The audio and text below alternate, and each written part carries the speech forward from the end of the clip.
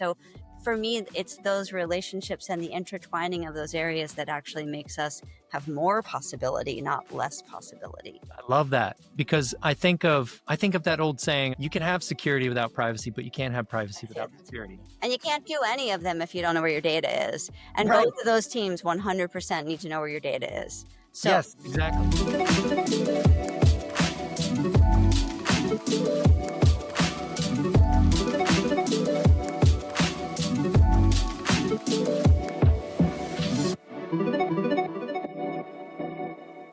So, Aimee, you've had an interesting career. How has your time as a CIO influenced the way that you see the CISO role today? that's such an astute question, and one that I have pondered at some length, actually. Put yourself in the shoes of a CIO, and the business comes to you and they're like, we want you to build this thing. We want you to achieve this goal. We want you to do this thing. We build software. So there's almost nothing that is software based that can't be built. And so my whole life has been about, I understand what the business is trying to do. How do I empower them to do that? How do I get to yes?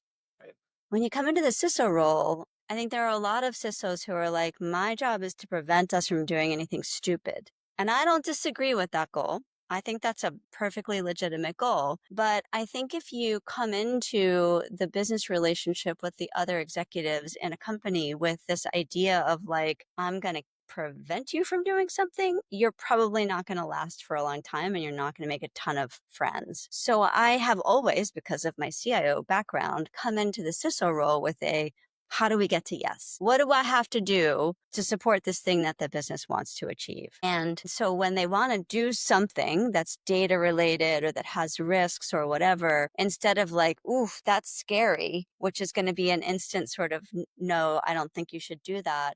I'm like, that's an interesting challenge. How can we enable that? And so somebody asked me the other day, my CEO has asked us to achieve this new business line, and he's given us 6 months to do it. And as the CISO, I feel really uncomfortable about that because it's not enough time for us to build the safeguards and blah, blah, blah. What should I do? And I'm like, well, okay, let's brainstorm some of the things that you can do. The first thing you can do is try to find a way to use legit third parties who are already in business doing some of the riskiest parts of that. Stripe, if you're actually making a credit card transaction, don't build all the credit card stuff yourself at first. Use a third party. You can always change and bring it back in-house if you want to.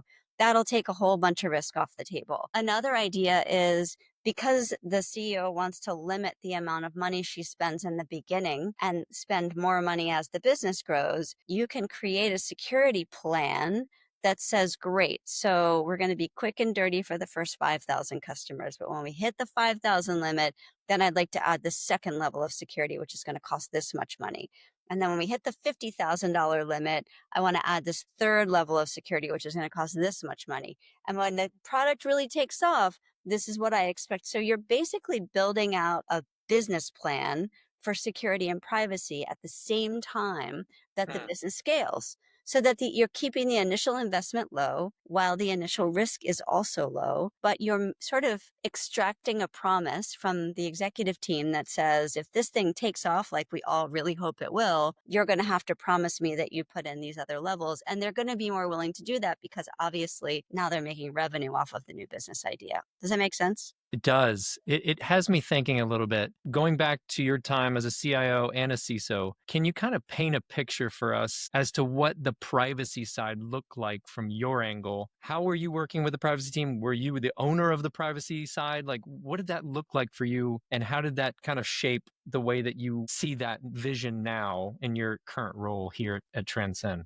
Yeah, a lot of that depends on the size of the company. But as an executive, I learned after a very long 5 years of executive coaching, because I'm a slow learner, that making good relationships in an enterprise is sort of the number one thing you can do to be a really solid, strong executive. And so just like a CISO works really closely with the audit team, everybody else is like, audit, we don't like you. The CISO is like, hey, audit team, let's be buds.